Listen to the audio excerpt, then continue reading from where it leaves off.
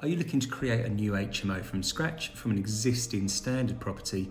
Then you might want to listen to this video because there's a few tips that could really save you a lot of time and energy.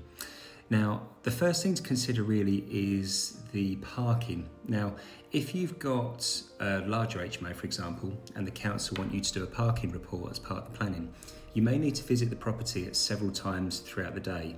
You might have to take pictures, make plenty of notes and document all of this, so that you can prove to the council that there's plenty of parking available.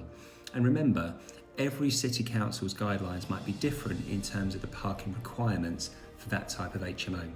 Other things to consider here would be how close you are to train links, how close you are to bus routes, bus stops.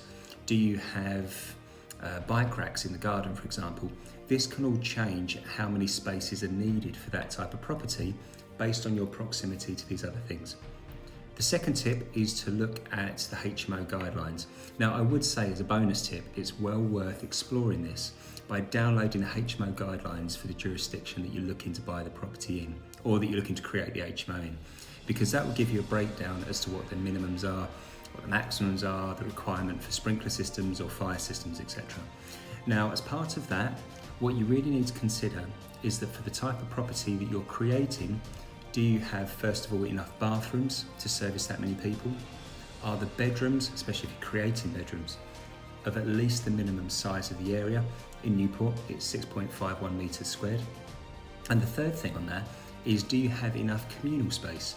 Now, in the local area where we are, there's a requirement that if you have a kitchen diner, that can be adequate communal space so long as it measures at least 12.5 metres squared.